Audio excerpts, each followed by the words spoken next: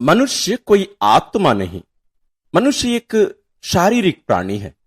इसलिए ईश्वर जब आकर मनुष्य से मिलते हैं, वह मनुष्य के शरीर को लेकर आते हैं, उसी के शरीर और रक्त को लेकर आते हैं। इसलिए प्रभु यीशु लोगों के बीच में रहा करते थे, उनके साथ भोजन किया करते थे, उनके सुख दुख में सहभागी होते थे, उन्हें गले लगाते थे, उन्हें चंगा करने के लिए स्पर्श करते थे। इसलिए हमारा शरीर एक महत्वपूर्ण एक अंश है। शरीर एक घर नहीं है, हम शरीर हैं। इसलिए पवित्र वचन हमें सिखाता है कि हम शरीर सहित पुनर्जीवित किए जाएंगे। हमारी आत्मा स्वर्ग नहीं जाएगी, हम अपने शरीर सहित, जैसे मां मरियम स्वर्ग में उठा ली गई थी, जैसे प्रभु यीशु स्वर्ग चढ़कर गए, उसी प्रकार हम शरीर के साथ स्वर्ग जाएंगे। आइए इस महत्वपूर्ण रहस्य को आज हम जानेंगे आज की साधना के द्वारा। आइए हम अपने आप को तैयार कर लें, अपना एक उचित स्थान जो आप तैयार करके रखे हैं वहां जाइए और अपने साथ पवित्र बाइबल, अपनी डायरी, पेन, पेंसिल सब ले लीजिएगा।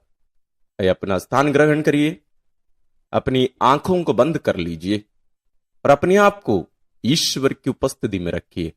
ईश्वर जो अपने रहस्यों को हम पर प्रकट करते हैं, उसके सामने अपने आप को उपस्थित रखिए। यह बहुत ही महत्वपूर्ण एक कदम है, एक कार्य है, इसलिए इसको पूरा करके ही आगे बढ़िएगा। आइए हम शुरू करें। पिता और पुत्र और पवित्र आत्मा के नाम पर आमीन। हे परम पावन दयालु पिता, हम तेरी स्तुति और आराधना करते हैं, तेरी महिमा गाते हैं, तेरा जय जयकार करते हैं प्यारे पिताजी, आज के सुंदर दिन के लिए, सुंदर अवसर के लिए कि तू हमें अपने समीप, अपने पास बुलाकर हमसे बातें करने, हमें अपने रहस्यों को बताने, हमें स्पर्श करने, अपने आप को पूर्ण रूप से हम पर प्रकट करके हमें परिपूर्ण जीवन देने के लिए हमें आज यहां एकत्रित किया है। हम तुझे धन्यवाद देते हैं प्यारे पिता। हमें अपना आत्मा प्रदान कर। हे पवित्र आत्मा, आइए, तू हमारे शरीर में निवास करता है, अपने आशीषों से, अपने वरदानों से हमें भर दे, ताकि हम ईश्वर के वचन को ध्यानपूर्वक सुन सकें, समझ सकें और उसे शरीर दे सकें। हे प्रभु यीशु ख्रिस्त, ईश्वर का जीवंत वचन तो हमसे बातें करने के लिए शरीर धारण करके हमारे बीच में रहा और आज भी रहता है। तेरी उपस्थिति के लिए हम तुझे धन्यवाद देते हैं। हमसे बातें करने की कृपा कर, अपने रहस्यों को हम पर प्रकट करने की कृपा कर। एक हमारी प्यारी मां मरियम, तो ईश्वरीय रहस्यों को अपने दिल में संजोए रखकर उस पर मनन किया करती थी, हमें भी सिखा। हे संत योसेफ, अन्य सभी संतों, स्वर्गदूतों, हमारे लिए प्रार्थना करिए, हमारा साथ दीजिए। हम ये प्रार्थना करते हैं अपने प्रभु क्रिस्त के द्वारा, आमीन। आज के मनन चिंतन के लिए हम जो पाठ लिए हैं वो है संत योहन रचित सुसमाचार अध्याय 9 पद संख्या 1 से 17। The Gospel according to Saint John chapter 9 verses from 1 to 17।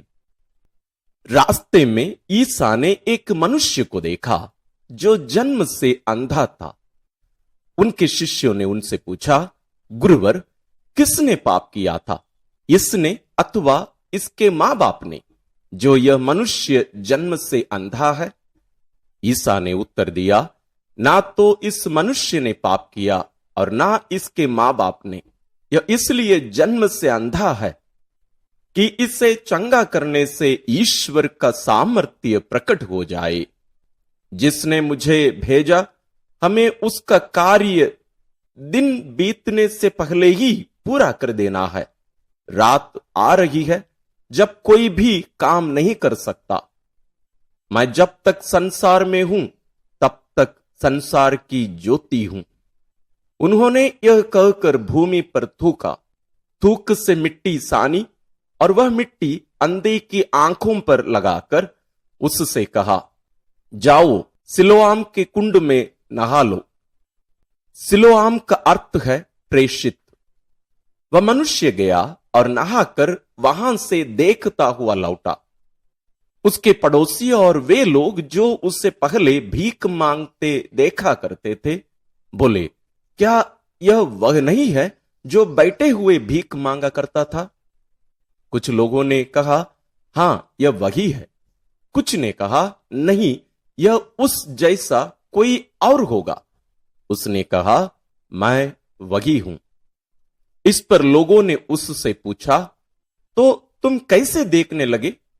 उसने उत्तर दिया, जो मनुष्य ईसा कहलाते हैं, उन्होंने मिट्टी सानी और उससे मेरी आंखों पर लगाकर कहा, सिलोआम जाओ और नहा लो।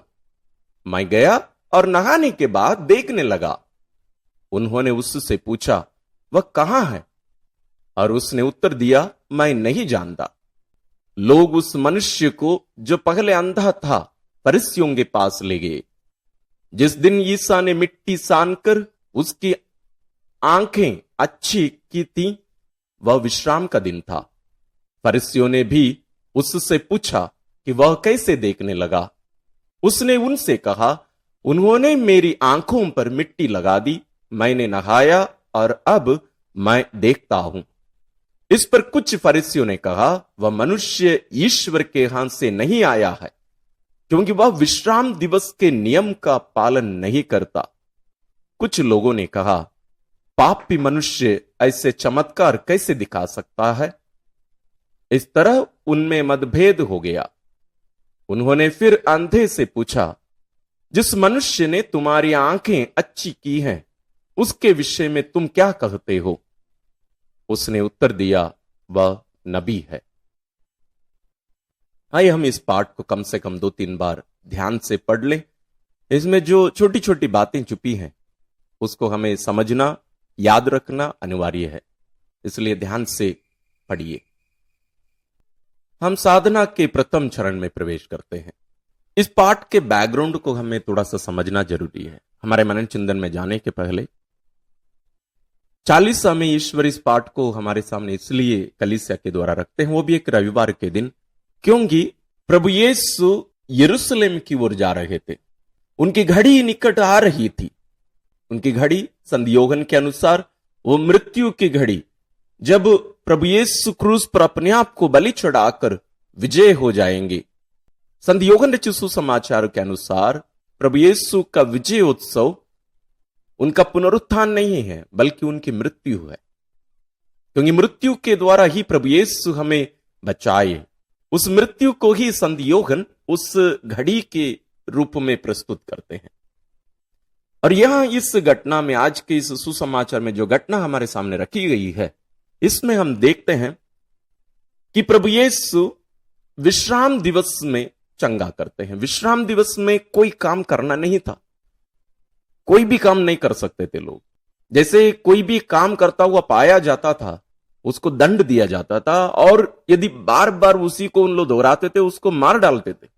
इस संदर्भ में हम देखते हैं प्रभु यीशु बहुत सारे चमत्कारों को विश्राम दिवस में किए, जानबूझकर किए। उनको गुस्सा दिलाने के लिए नहीं, बल्कि उन्हें शिक्षा देने के लिए। ईश्वर के लिए कोई भी दिन शुभ और अशुभ नहीं होता है, कोई भी निर्धारित दिन ऐसा नहीं है, बल्कि ये जो विश्राम दिवस है वो विशेष दिन है, वो ईश्वर का दिन है। उस दिन को पवित्र रखना है। उस दिन में जरूर काम नहीं करना चाहिए, लेकिन उस दिन में हमें जीवन पाने के लिए ईश्वर के समीप जाना जरूरी है। आइए अब हम उस घटना के अंदर हम जाएं। हमारी साधना के संदर्भ में ईश्वर के साथ हमारे संबंध के साथ विशेष रूप से शरीर के महत्व को भी हम समझने की कोशिश करेंगे। हम प्रभु यीशु के बहुत सारे चमत्कारों को पवित्र बाइबल में देख सकते हैं। बहुत कम वे किसी को स्पर्श करके चंगा करते थे, बहुत कम। बहुत जगहों पर लिखा हुआ है, लेकिन बहुत सारे ऐसे चमत्कार हैं जहां प्रभु यीशु बोले और सब हो गया, क्योंकि वे ईश्वर हैं। उन्हें कुछ करने की जरूरत नहीं थी। वो केवल सोचते थे या शब्द बोलते थे और वो हो जाता था। लेकिन यहां हम ऐसे एक चमत्कार को देखते हैं जहां हम प्रभु यीशु अपने तूक से मिट्टी सनाकर उसके द्वारा एक व्यक्ति को दृष्टिदान देते हैं। इसके पहले भी बहुत सारे अंधों को वे दृष्टिदान दे चुके थे, लेकिन कहीं भी हम ऐसे करते नहीं देखते हैं। वो भी प्रभु यीशु अपने थूक से ऐसे करते हैं, केवल स्पर्श नहीं करते। क्यों? एक महत्वपूर्ण शिक्षा इसके द्वारा प्रभु यीशु हमें देना चाहते हैं। वास्तव में इसकी जरूरत नहीं थी जैसे हम देख रहे हैं, लेकिन जैसे आज के समय में भी शायद कम होगा। जब हम बच्चे थे, हम खेलते समय गिर जाते थे तो हम क्या करते थे? हम अपने थूक अपने पैरों पर या अपने घावों पर लगा देते थे। क्यों? थूक चंगाई का एक दवाई के रूप में देखा जाता था। उसमें दवाई की शक्ति थी, क्या है, इसलिए लोग थूक लगाकर पहले किया करते थे। आज भी गांवों में करते होंगे, लेकिन शहरों में शायद, क्योंकि अभी बीमारियां भी इसके द्वारा फैलती हैं तो बहुत लोग डर जाते हैं। लेकिन प्रभु यीशु अपनी थूक से उस व्यक्ति को चंगाई प्रदान करते हैं। इसमें बहुत सारी बातें छुपी हैं। सबसे पहले, जैसे प्रारंभ में मैंने कहा, हमारा शरीर, हम शारीरिक प्राणी हैं, हम आत्मा नहीं है। और केवल हमारी आत्मा स्वर्ग नहीं जाएगी। हमारे चर्चेस में और हम बहुत सारे लोग हम प्रार्थना करते हैं, हम आत्माओं के लिए प्रार्थना नहीं करते हैं, हम व्यक्ति के लिए प्रार्थना करते हैं, हम मृत लोगों के लिए प्रार्थना करते हैं, मृत लोगों की आत्मा के लिए प्रार्थना नहीं करते हैं। वास्तव में ये पवित्र बाइबल पर आधारित शिक्षा नहीं है। पवित्र बाइबल के अनुसार एक व्यक्ति शारीरिक प्राणी है, उसमें शरीर है, आत्मा है, वो एक व्यक्ति है, वो एक अटूट संबंध है उसके बीच में। तो हम सोचेंगे कि तो फिर मृत्यु के समय तो शरीर नष्ट हो जाता है। फौजी नहीं, वो हमारी दृष्टि में, हम दोबारा मिट्टी में खोद के देखते हैं तो वो सब नहीं दिखता है। अब इस बात को समझने के लिए कुरिन्थियों के नाम संत पौलुस का पहला पत्र अध्याय 15 पढ़िए, पुनरुत्थान के बारे में। और हम हमारे विश्वास के प्रकटीकरण में भी हम इसी बात पर जोर देते हैं कि हम शरीर के पुनरुत्थान में विश्वास करते हैं। क्या आप विश्वास करते हैं कि नहीं करते? मैं तो करता हूं। मां मरियम शरीर सहित स्वर्ग में उठा ली गई, उनके पहले और एनोक और एलिशा नबी भी उठा लिए गए थे। प्रभु यीशु स्वयं अपने शरीर के साथ स्वर्ग गए, अपने शरीर को छोड़कर नहीं गए, वो शरीर सहित पुनर्जीवित हुए थे। वो एक प्रमाण है हमारे लिए कि हम भी ऐसे ही पुनर्जीवित कर लिए जाएंगे। और इसी कारण ईश्वर शरीर धारण कर हमारे बीच में आए। शरीर पाप नहीं है। हम सामान्य रूप से शरीर और पाप को एक साथ लेते हैं। शरीर जब बाइबल कहती है कि वो पाप का माध्यम या कारण बनता है, उसका जो पृष्ठभूमि है या जो बैकग्राउंड है, संदर्भ है, उसको हमें समझने की जरूरत है। अन्यथा शरीर पाप नहीं है, शरीर पवित्र है। ईश्वर ने इसको बनाया है, अपने हाथों से बनाया है। आपका शरीर भी, मेरे शरीर को भी हमें स्वयं ईश्वर हमारी मां के गर्भ में रूप दिए हैं अपने हाथों से। इसलिए स्वयं ईश्वर शरीर धारण कर हमारे बीच में आए। और इस घटना के द्वारा, इस चमत्कार के द्वारा प्रभु यीशु इस बात को और भी आगे ले जाते हैं। वो थूकते हैं, उस थूक के माध्यम से मिट्टी सनाकर उस व्यक्ति की आंखों में लगाते हैं। वो उस व्यक्ति को पूर्ण रूप से चंगा करते हैं, उसके शरीर को चंगा करते हैं, उसकी आत्मा को चंगाई देते हैं। और हम देखते हैं वो व्यक्ति जाता है, वो भेजा जाता है, सिलोआम, भेजा जाना, प्रेषित। वो जाता है, नहाता है और देखने लगता है। इसमें हम उस व्यक्ति के विश्वास को भी देख सकते हैं। वो क्या करता था? भीख मांगने वाला एक भिखारी था। वो पहले हमें नहीं बताया गया था, बाद में उसको देखकर लोग कहते हैं, अरे ये तो पहले भीख मांगता था। देखिए संदर्भ को, वो भिखारी था, उसके अपने लोग उसको त्याग दिए थे। वो अपना जीवन दूसरों के दया पर निर्भर रहकर बिताया करता था। उसकी जिंदगी लोगों के लिए एक बोझ बन गई थी। उस व्यक्ति को प्रभु खोज कर निकालते हैं, उसके जीवन में प्रवेश करते हैं, उसके पास जाते हैं, ना केवल अपने स्पर्श से बल्कि अपने तूक से उसको दृष्टिदान देते हैं। यहां हम देखते हैं प्रभु यीशु इसको एक बहुत ही पर्सनल बनाते हैं, बहुत ही व्यक्तिगत कार्य बना लेते हैं, बहुत ही निकट आते हैं, बहुत ही पर्सनल है ये, बहुत ज्यादा पर्सनल। हम अन्यथा किसी के ऊपर थूक नहीं लगा सकते। आप थूक लगा के देखिए पड़ोसी को, आपको अंदर कर देगा। हम अपनों पर ही ये कर सकते हैं।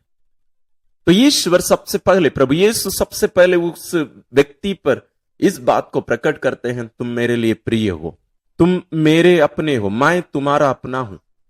हम हर एक ईश्वर के लिए उनके अपने हैं, हम उनके लिए विशेष हैं।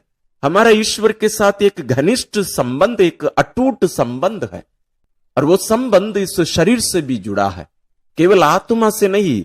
हमारा ईश्वर के साथ संबंध शरीर से भी जुड़ा है। इसलिए प्रभु यीशु शरीर धारण कर हमारे बीच में निवास करते हैं। अब हम अपने जीवन में प्रवेश करें। जिस प्रकार प्रभु यीशु उस व्यक्ति के जीवन में प्रवेश करके उसको अपनापन का अनुभव कराते हैं, उसको दृष्टिदान देते हैं, उसी प्रकार हम सभी भी अंधे हैं। किस चीज के अंधे हैं? हम ईश्वरीय रहस्यों के लिए हम अंधे हैं। हम हमारे जीवन में ईश्वर की उपस्थिति को पहचान नहीं कर पा रहे हैं।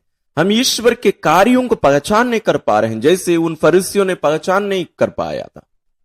उन्होंने प्रभु को देखा, उनके कार्यों को देखा, उनके चमत्कारों को देखा, लेकिन वे वास्तव में अंधे थे। अंधे थे क्यों? किस रूप में अंधे? उनकी आंखें थीं, लेकिन उनमें विश्वास नहीं था।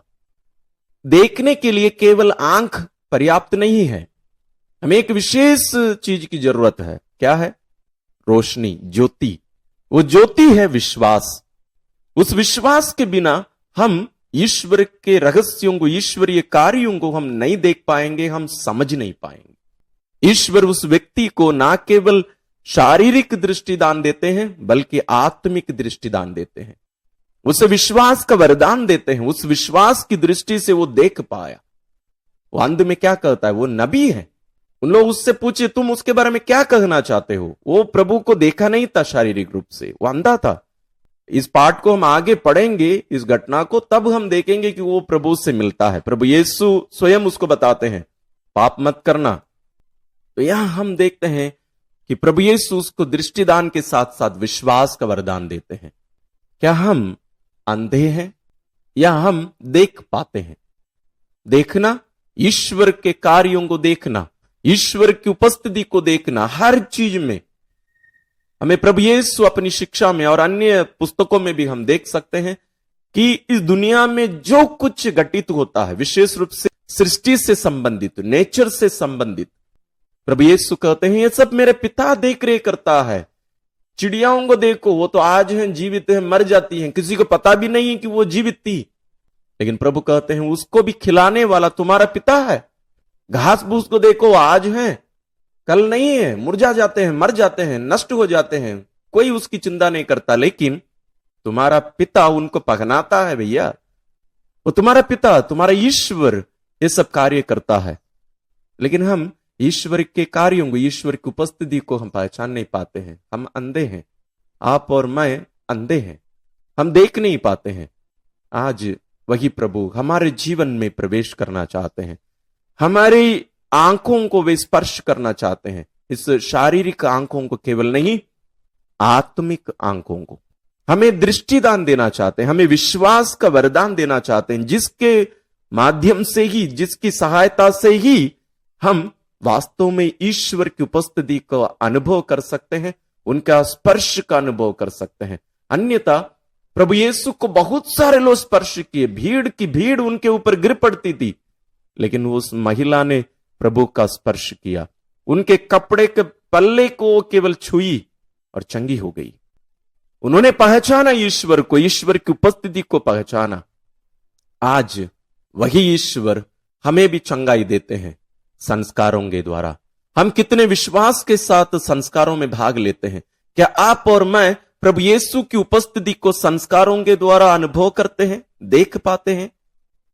बपतिस्मा संस्कार में हो, मेल मिलाप संस्कार में हो, जहां पुरोहित के द्वारा प्रभु यीशु कार्य करते हैं। पुरोहित वहां एक माध्यम है, पुरोहित के द्वारा कार्य करने वाला स्वयं प्रभु यीशु है। प्रभु यीशु अपनी व्यक्तिगत उपस्थिति को, पूर्ण उपस्थिति को उस पुरोहित के द्वारा वहां दर्शाते हैं, वहां प्रकट करते हैं। वही ईश्वर आज हर क्षण, हर पल हमारे जीवन को स्पर्श करके हमारे साथ चलना चाहते हैं, हमारे सुख दुख के सहभागी बनाना चाहते हैं। हम इन बातों पर मनन करें, इन महान रहस्यों को अपने अंदर जाने दें, अपने हृदय में घर करने दें। हम मनन करें इन बातों पर, हमारे शरीर को हम ईश्वर के मंदिर के रूप में देखें। वचन कहता है, संत पौलुस रोमियों के लिखते हुए अपने पहला पत्र में 2 बार दोहराते हैं, अध्याय 3 और अध्याय 6 में, कि हमारा शरीर ईश्वर का मंदिर है, ईश्वर इसमें निवास करते हैं, ये उनका मंदिर है। हम अपने शरीर को पवित्रता के साथ जीने और ईश्वर के मंदिर के रूप में देखने का प्रयास करें, और हमारे जीवन से जुड़ी हर बात पर ईश्वर की उपस्थिति को हम देखें। इस सारी सृष्टि में, दूसरों में भी हमें ईश्वर को देखना, ईश्वर की उपस्थिति को देखना अनिवार्य है। आइए हम मनन करें।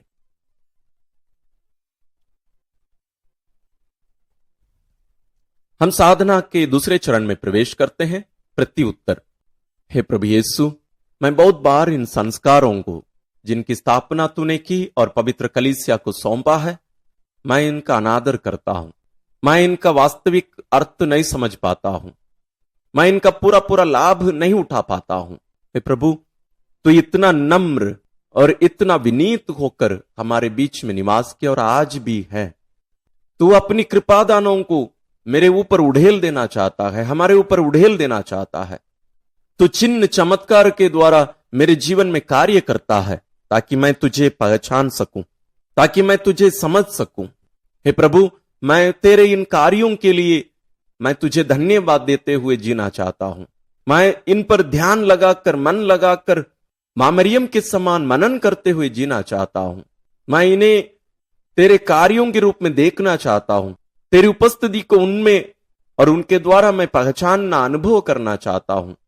प्रभु, मेरी आंखों को भी स्पर्श कर, मुझे भी दृष्टि दान दे, मैं भी देखना चाहता हूं। प्रभु, तेरी उपस्थिति का अनुभव करना चाहता हूं, देखना चाहता हूं, विश्वास में आगे बढ़ना चाहता हूं। मेरी सहायता कर। आइए हम भी अपने अपने मन में जो बातें उठ रही हैं उन सबको प्रभु पर प्रकट करें।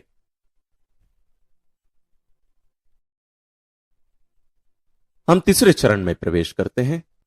हे प्रभु, मुझे कृपा दे कि मैं तेरे महान कार्यों को, तेरी शक्तिमता और तेरी महिमा का मैं सदा मनन करता हुआ अपना जीवन जी सकूं। हे प्रभु, ये सारी दुनिया तूने हमारे लिए, हमारे घर के रूप में हमें बनाकर दिया है, मैं इसका देख रेख कर सकूं।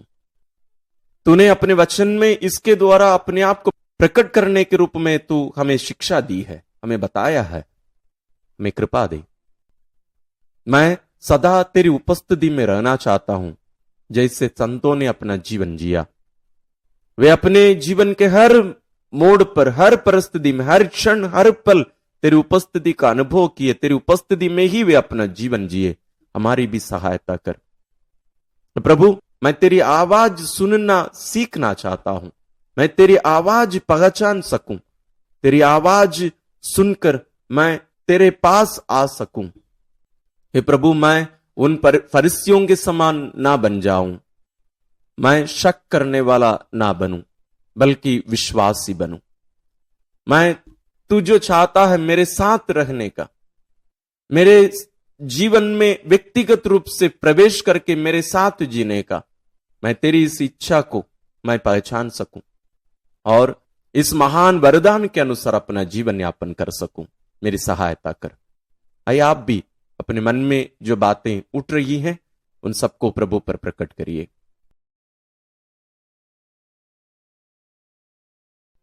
आइए हम साधना के चौथे चरण में प्रवेश करते हैं, निर्णय और संकल्प लेने का समय। आज के साधना के द्वारा हम बहुत सारे निर्णयों को हम ले सकते हैं। सबसे पहले अपने शरीर को पवित्र रखने का, अपने शरीर को ईश्वर के मंदिर के रूप में देखने का, उसी प्रकार दूसरों के शरीर को भी ईश्वर के मंदिर के रूप में देखकर, ईश्वर की उपस्थिति के रूप में देखकर उनके शरीर का भी आदर सम्मान करना। दूसरे के शरीर को गलत तरीके से, गलत रीति से नहीं देखना, अपना शरीर का ख्याल रखना, क्योंकि ईश्वर का मंदिर है, ईश्वर ने कहा है। साथ ही इस सच्चाई को हमेशा ध्यान में रखना है कि हम इसी शरीर के साथ पुनर्जीवित किए जाएंगे। इसी शरीर का मतलब, जैसे हम, यह शरीर वास्तव में नष्ट होता है, लेकिन इसका रूपांतरण होता है।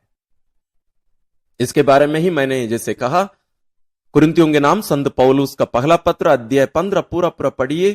संत पौलुस इसको बहुत सुंदर रीति से इसकी व्याख्या करते हैं, इसके बारे में हमें शिक्षा देते हैं, उसको भी सीखिएगा। साथ ही हमें सारी सृष्टि में ईश्वर की उपस्थिति को पहचानने सीखना, दूसरों के जीवन में ईश्वर की उपस्थिति का, ईश्वर के कार्यों को पहचानने सीखना, इनके साथ साथ और भी बहुत सारी बातें आपके मन में उठी हैं, आपके व्यक्तिगत जीवन से संबंधित हैं, उन पर भी आप जरूर मनन करिए, मूल्यांकन करिए और निर्णय लीजिए, संकल्प लीजिए। विशेष रूप से पवित्र संस्कारों को उचित आदर, सम्मान और प्रयोग करने का भी निर्णय लीजिए।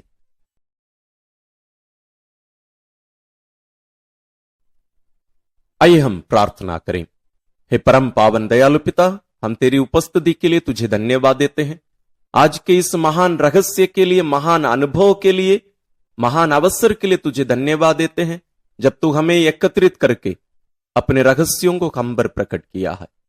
प्यारे पिता, हमें कृपा दीजिए कि हम इन बातों को अपने दिल में संजोए रखकर इस पर आधारित जीवन जी सके। हे पवित्र आत्मा, हमारा सहायक हमारे साथ रहकर हमें संभालने की कृपा करिए।